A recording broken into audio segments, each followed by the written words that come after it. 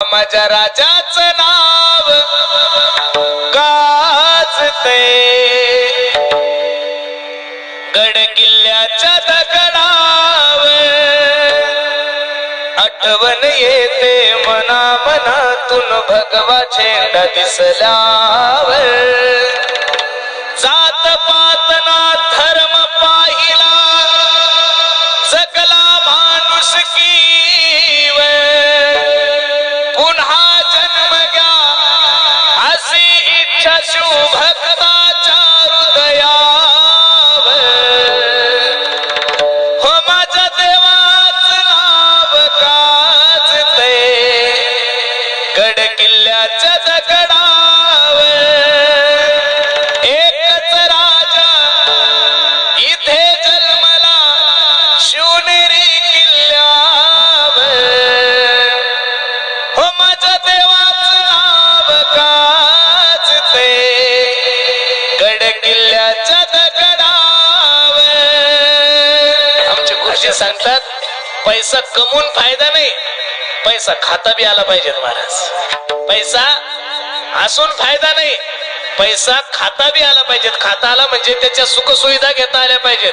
काही एवढा पैसा आहे पण एवढे कळकटेले महाराज अजून घरी टॉयलेट नाही, त्यांचा काय फायदा आहे का? त्या चाटायचं का त्या पैशाला? म्हणून पैसा कमवा पण पैशाचा उपभोग सुद्धा घ्या.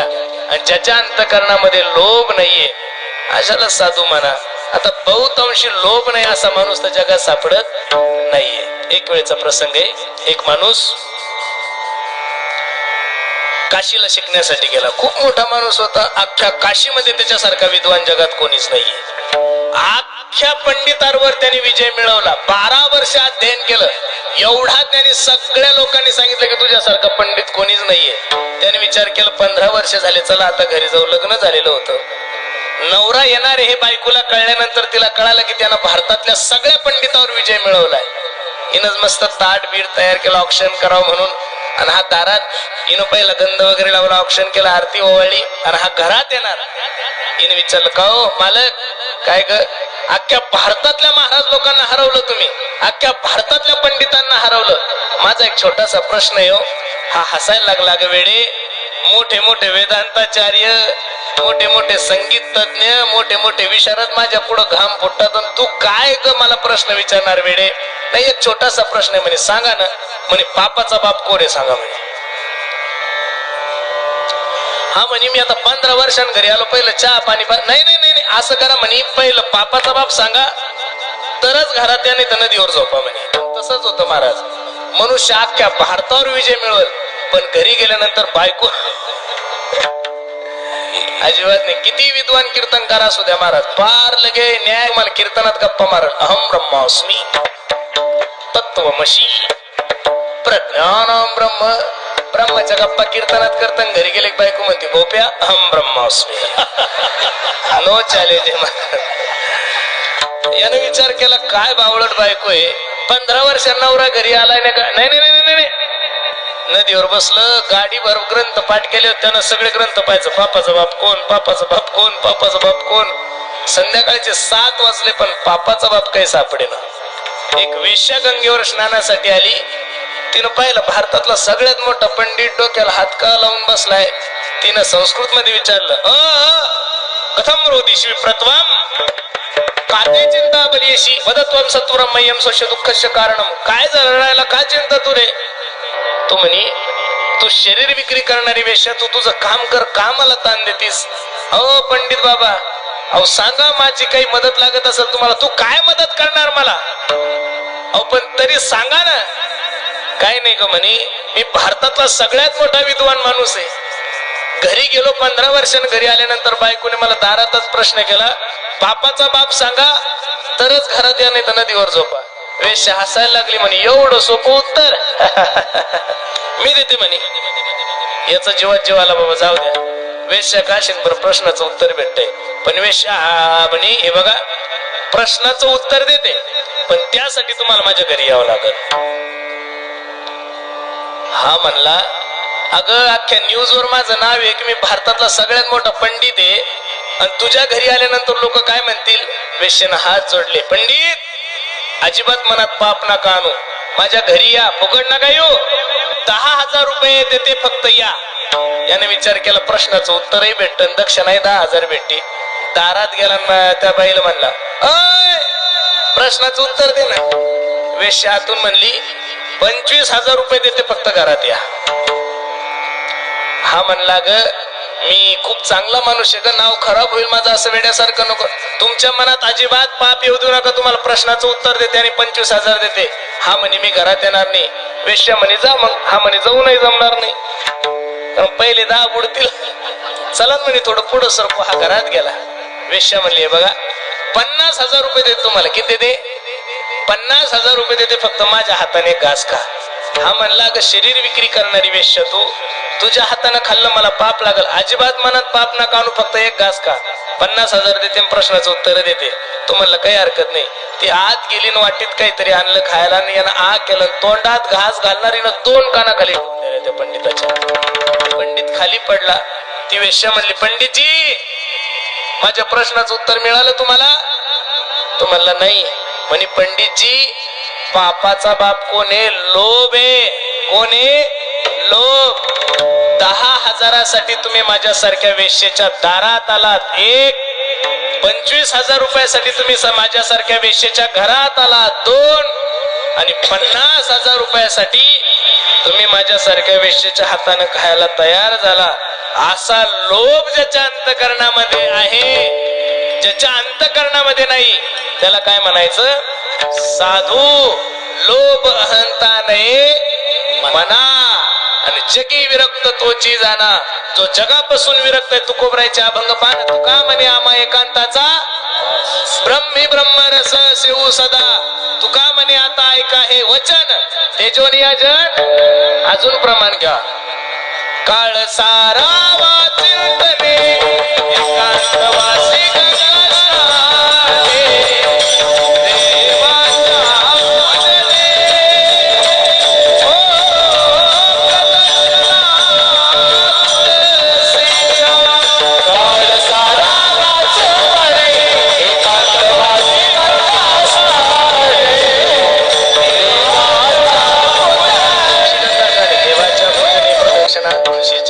जसं एकांतात साधू संतांनी आपलं जीवन घातलं त्याला साधू म्हणा. काय?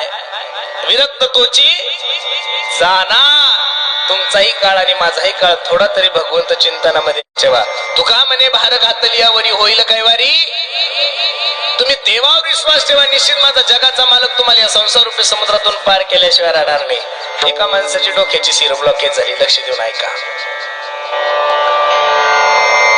पुण्याच्या सगळ्यात मोठ्या महागड्या हॉस्पिटलमध्ये त्याला भरती केलंय. 4 तास ऑपरेशन झालं. ऑपरेशन थिएटरच्या बाहेर त्याला काढलं. डॉक्टरने बिल काढलं होतं 25 लाख रुपये. 70-75 वर्षाचा म्हातारा होता. 25 लाख रुपयाचं बिल पाहून जोऱ्या जोऱ्यात रडायला लागला. डॉक्टर माळकरी होता. ओ दादा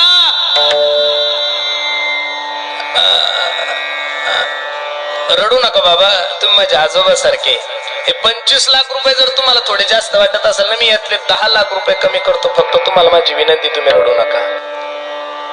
म्हातारा रडता रडता डॉक्टरला सांगत होता, हे डॉक्टर, अरे मी बीड जिल्ह्यातला आहे. कुठला आहे? बीड जिल्ह्यातला आहे.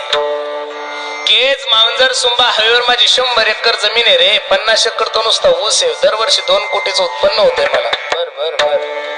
तू जर 50 लाख बिल काढलं असतं डॉक्टर, तरी मी 2 मिनिटात ते बिल पे केलं असतं. डॉक्टरला आश्चर्याचा धक्का बसला. एवढं जर म्हातारं श्रीमंत आहे, एवढा जर म्हाताऱ्याकडे पैसा आहे, मग म्हातारा असं का म्हणतंय? रडतंय का? त्यावेळेस म्हातारा रडता रडता डॉक्टरला सांगतो, डॉक्टर अरे 4 तास आयुष्यामध्ये माझं शरीर सांभाळलं तू, तर माझ्या शरीराचं मेंटेनन्स 25 लाख रुपये काढलं. वयाच्या 75 वर्षापर्यंत माझ्या देवानं मला सांभाळलं रे, पण रुपयाचं सुद्धा मेंटेनन्स घेतलं नाही. दुःख माझ्या. ज्यानं तुमच्यासाठी वेळ दिलाय त्याच्यासाठी तुम्ही द्या. जेने हा जीव दिला दान तयाचे करीन जगत जीवन नारायण गायन गुण तयाचे. मायबाप, ज्या विश्व मालकाने तुम्हाला या जन्माला घातलंय ना, त्या विश्व मालकाच्या उपकारातून ऋणी होण्यासाठी त्याचं चिंतन करा. बाकीचे साधन तुम्हाला काय शक्य आहे महाराज? आपण कुठे एकांतात जाऊ शकतो का? योग करू शकतो?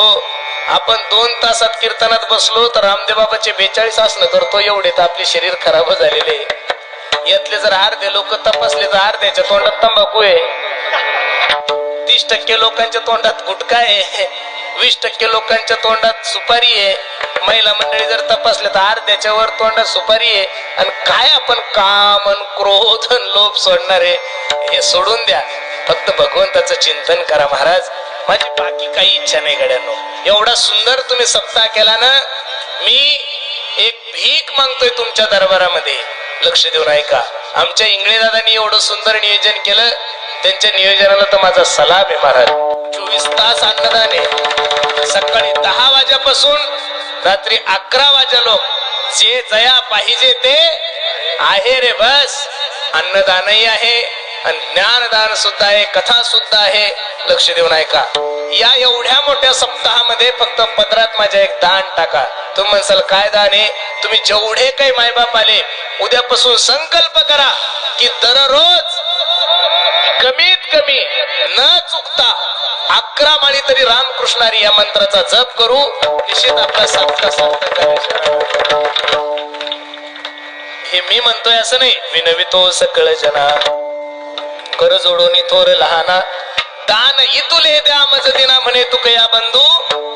राम म्हणा गा राम राम स्मरादी लाहो करा गाठ घाला मुळबंदी सांडा वाहू घ्या उपाधी लक्ष लावून राहा गोविंदिगा. बाकीचं तर साधू संतांनी एवढ्या सब शिड्या दिल्या महाराज. तुम्हाला काय सांगायचं पहा. नलक तीर्थाचे भ्रमण नलक तीर्थाचे भ्रमण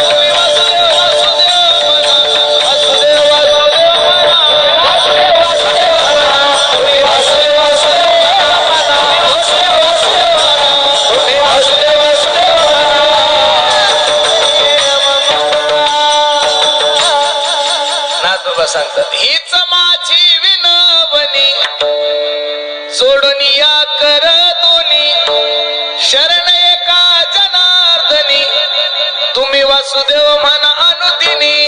पण एवढा सुंदर नरदे तुमच्याने माझ्या जीवनात प्राप्त झालाय. इथं जेवढे काही माझ्या आई बहिणी आलेल्या मायांनो, खोटं बोलू नका, फक्त खरं सांगा. एखादी तरी माय माऊली ताशी असं नव तिचा नवरा दारू पेत असेल, हात वर करा बरं.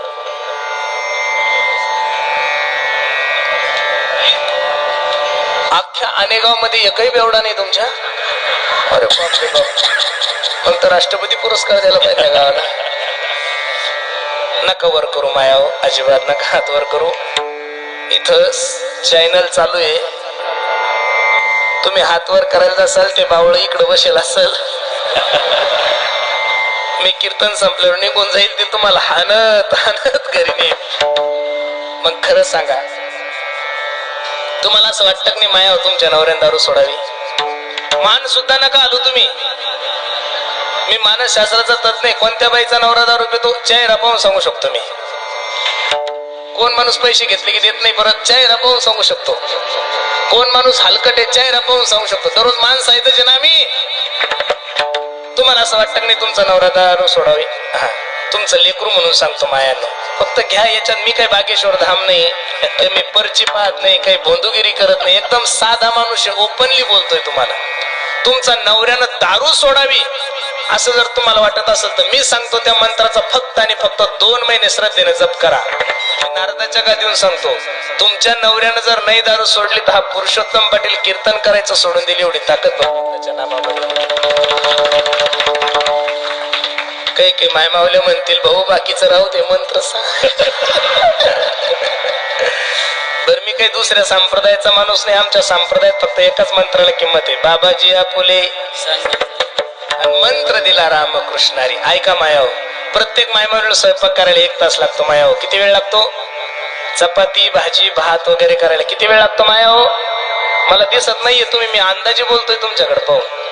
म्हणजे मला अजिबात असं पुढचं जास्त काही दिसत नाही, अंधक दिसतंय. किती वेळ लागतो माया हो? स्वयंपाक करता का तुम्ही? हा, मग स्वयंपाक करायला किती वेळ लागतो? चपाती भाजी भात करायला किती वेळ लागतो? उद्यापासून करून पहा. 1 रुपया ऍडव्हान्स घेत नाही आणि गुण आल्यावर सुद्धा रुपया नको. उद्यापासून स्वयंपाक करायला लागले की 1 तास फक्त तोंड बंद ठेवायचं आपलं, कोणाला बोलायचं नाही. 1 तास स्वयंपाक सुरू झाला की रामकृष्ण हरी रामकृष्ण हरी रामकृष्ण हरी रामकृष्ण हरी असं जर 1 तास भजन केलं तर 5000 वेळेस नामस्मरण होतं माया. किती वेळेस होतं? किती? 5000 वेळेस. आणि स्वयंपाक तुम्हाला 2 टाइम करावा लागतो, सकाळचा एकदा आणि संध्याकाळचा एकदा. मग सकाळचं 5000 आणि संध्याकाळचं 5000. नामस्मरण किती झालं? बोला.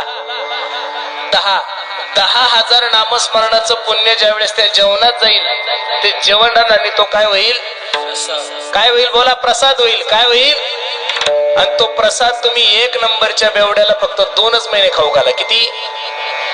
त्यानं जर नाही दारू सोडली तर मी कीर्तन करायचं सोडून दिली. एवढी ताकद भगवंताच्या नामामध्ये. तशी दारू कशानं सुटत नाही बरं माया हो? लोक म्हणतात इंजेक्शन दारू सुटते. कोण म्हणतो तुम्हाला? आमच्या गावचे बेवडे क्रुझर भरून गेले त्या मुंबईकड.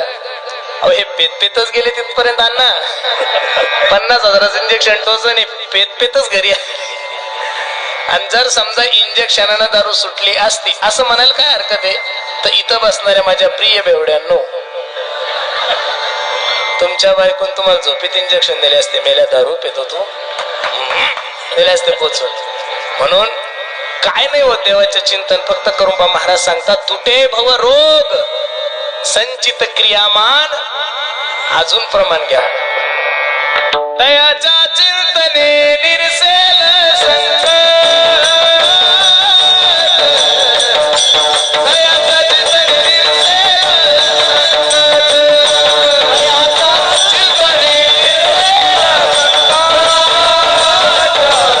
दयाच्या चिंतने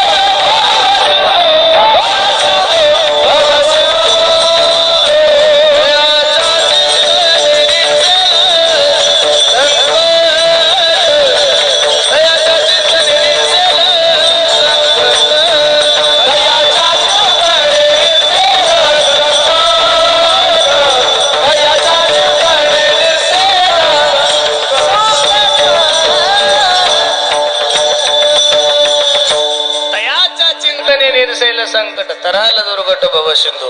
बाकीचे साधन तुम्हा आम्हाला शक्य नाही. यत फलम नास्ति तपसान योगेन समाधीन हातात फलम लभ्यते सम्यक कलौत हरी कीर्तनात.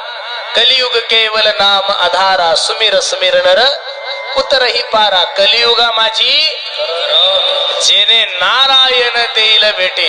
भगवंताचं चिंतन करा. भगवंताचं चिंतन केल्यानंतर निश्चित तुमच्या आणि माझ्या जीवनातलं दुःख निवारण झाल्याशिवाय राहणार नाही. मी तुम्हाला हा विषय कुठून सांगत होतो? जो विरक्त आहे, साधूचे लक्षण सांगत असताना सांगितलं लोभ अहंता नाही म्हणा जगी विरक्त तोची. जो जगापासून विरक्त आहे त्याला साधू म्हणा. असं मुक्ताई ज्ञानदादांना सांगते की संत तोची जाना जगी दया क्षमा ज्याचे अंगी. लोभ अहंता नाही म्हणा जगी विरक्त तोची जाना विडोपार कुमार. जय जय विडोपार कुमार. विडोपार कुमार. विडोपार कुमार. विडोपार कुमार. विडोपार कुमार. विडोपार कुमार. विडोपार कुमार. विडोपार कुमार.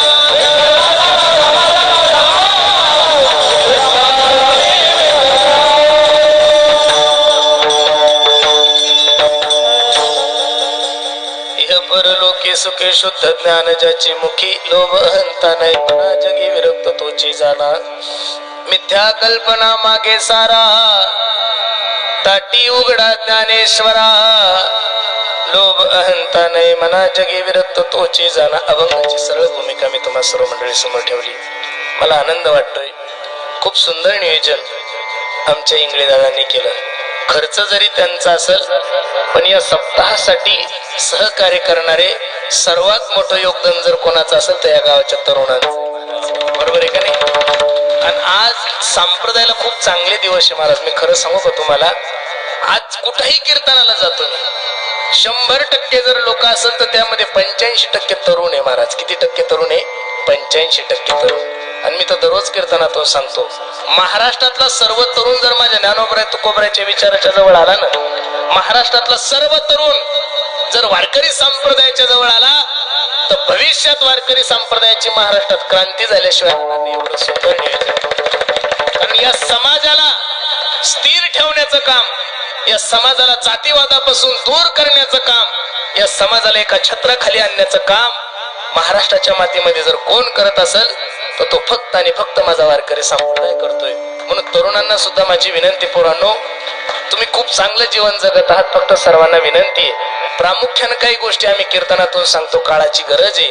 आज प्रत्येक कीर्तनकारावर एक कर्तव्य म्हणून त्यांना 10-5 मिनिटं या तरुणांसाठी दिलेच पाहिजेत महाराज. कारण की आज तरुण ऐकू शकतो तो फक्त तरुण कीर्तनकाराचा.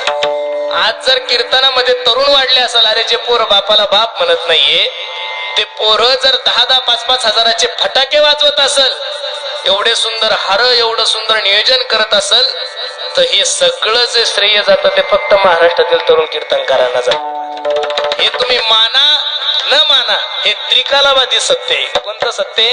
त्रिकालाबाधी सत्य. म्हणून आज संप्रदायाला खूप चांगले दिवस आहे. किती आनंद आहे महाराज. मी तर दररोज सांगतोय, IT पार्क वाल्यांना सुद्धा एवढे चांगले दिवस एवढे संप्रदायामध्ये, शेअर मार्केटला सुद्धा नाही एवढे चांगले दिवस आहे महाराज लोकांना. आणि राजकारण्यांना तर नाहीच एवढे चांगले दिवस महाराज लोकांना. महाराज काय कमी, ज्ञानोबराय तुकोबरायच्या कृपेने एकदम सर्व चांगलं आहे. आणि खरं सांगू, असाच जर संप्रदायाचा प्रचार होत राहिला तर उद्या निश्चित महाराष्ट्र एक आदर्श म्हणून भारतामध्ये सर्वात चांगलं राज्य म्हणून महाराष्ट्राची गणना होईल. फक्त तरुणांना माझी विनंती, पोरांनो, देशाविषयी धर्माविषयी स्वाभिमान बाळगा. जीवनामध्ये सगळं काही करा, फक्त जीवनामध्ये व्यसन नका करू. भारताला पाकिस्तान पासून भीती नाहीये रे गड्यांनो. भारताला पाकिस्तान पासून भीती नाही, बांगलादेश पासून भीती नाहीये, भारताला नक्षलवाद्यापासून भीती नाही, भारताला आतंकवाद्यापासून सुद्धा भीती नाहीये. भारताला जर सर्वात मोठी भीती कशापासून असेल तर फक्त आणि फक्त व्यसन आणि व्यसन. तुमच्या सोबत राहणारा मुस्लिम समाज आदर्श घ्या. ते लोक दिवसातून 4 टाइम मांसाहार करत असेल, पण त्यांची जर पिण्याची टक्केवारी देशात पाहिली तर 2% सुद्धा नाहीये महाराज. आणि तुमची आणि माझी पिण्याची टक्केवारी जर पाहिली तर 85च्या पुढे चाललोय आपण. म्हणून सर्वांना माझी विनंती, पोरांनो, कष्ट करा, मेहनत करा. मी तर या मताचा महाराज आहे, जोपर्यंत तुम्ही स्वावलंबी बनत नाहीये, स्वतःच्या पायावर उभे राहत नाही, तोपर्यंत लोक तुमच्याकडे लक्ष देणार नाहीये. आता सध्या वातावरण तर एवढं तापलेलं आहे. आज मनोज जरांगे साहेबांची तब्येत एवढी सिरियस झाली. सरकारला सुद्धा माझी विनंती, सरकार आपणही लवकरात लवकर निर्णय घ्या, नाही तर न घडो गड आला आणि सिंह गेला असं नको व्हायला. बरोबर आहे का नाही? खूप कष्ट करत आहेत. आणि काय महाराज, यांनी ठरवल्यावर काय करू शकत नाही. यांनी ठरवल्यावर महाराष्ट्र झोपीत असताना जर सकाळी 4 वाजता शपथविधी घेऊ शकतात. यांनी ठरवल्यानंतर काही होईल, पण जर यांनी नाही ठरवलं तर उद्याचे दिवस यांच्यासाठी निश्चित खूप अवघड आहे. पण तरुणांना माझी विनंती गड्यांनो, मी तुम्हाला अनुभवाचं सांगतो, तुम्हाला 100% नाही 110% जरी आरक्षण मिळालं तर नोकरीला लागण्यासाठी तुम्हा लोकांना पैसेच भरावं लागेल, हे मी तुम्हाला नारदाच्या गादीवरून सांगतो. आणि माझी तर ही इच्छा अशी आहे, पोरांनो, दुसऱ्याच्या हाताखाली नोकरी करण्यापेक्षा, दुसऱ्याच्या हाताखाली काम करण्यापेक्षा तुम्ही स्वतःची इमेज अशी तयार करा की लोकांना काम देण्याची तयारी ठेवा. या मताचा मी महाराज आहे. नोकरीला सगळेच लागतील असं नाही, प्रत्येकाने उद्योग धंदे करा, व्यवसाय करा. अरे UP बिहारचे लोक तुमच्या गावाला येऊन पाणीपुऱ्या विकून त्यांचा दररोजचा टर्नओव्हर 10-15 हजाराचा आहे. राजस्थानचे स्वीट मार्टवाले तुमच्या महाराष्ट्रात येऊन त्यांचा दररोजचा टर्नओव्हर लाख लाख 1.5 लाख रुपयाचा आहे.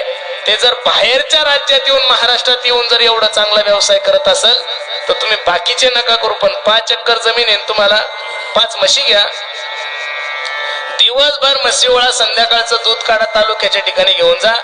घर बसल्या तुम्हाला 40 ते 50 हजार महिना पडेल. तरुणांना माझी विनंती, व्यवसाय करा. आणि मी या मताचा महाराज आहे, लोकांच्या मागं कुत्र्यासारखं फिरण्यापेक्षा स्वतःच स्टेटस असं निर्माण करा की लोक तुमच्या मागं फिरले पाहिजे. आणि तुम्ही ज्या दिवशी स्वावलंबी असाल, तुमचं आर्थिक मजबूतीकरण चांगलं होईल, त्या दिवशी निश्चित लोक तुमच्या मागे फिरल्याशिवाय राहणार नाही. म्हणून तरुणांना माझी विनंती, एकत्रित या देशाविषयी धर्माविषयी स्वाभिमान बाळगा.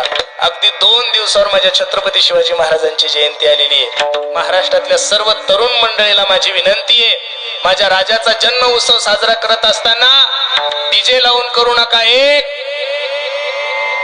दारू पिऊन करू नका 2, आणि छत्रपती शिवाजी महाराजांसमोर अस्सल गाणे लावून छत्रपती शिवाजी महाराजांचा उत्सव साजरा करू नका 3.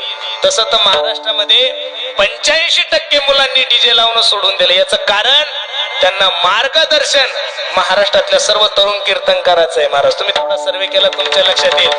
परवा दिवशी एक PSI मला भेटले, म्हणे महाराज तुम्ही कीर्तनकार झाल्यापासून शिवजयंतीचा आम्हाला ताणच राहिला नाही म्हणे. नाही तर शिवजयंती म्हणली की पोलिसांचा सर्वे, आता गरजच नाही राहिली. आणि मी याही मताचा महाराज नाही की शिवजयंतीला तुम्ही आमचे कीर्तन ठेवावे, या मताचा मी मुळीच महाराज नाही. नका कीर्तन ठेवू, पण 19 फेब्रुवारीच्या दिवशी सगळे गावातील तरुण एकत्रित या. न डीजे लावता, न गाणे लावता, न मिरवणूक काढता, सर्व गावातले तरुण एकत्रित या. आणि त्या दिवशी जर तुम्ही तुमचं गाव स्वच्छ केलं तर मला तरी असं वाटतं याच्यापेक्षा माझ्या छत्रपती शिवाजी महाराजाची दुसरी जयंतीच नाही.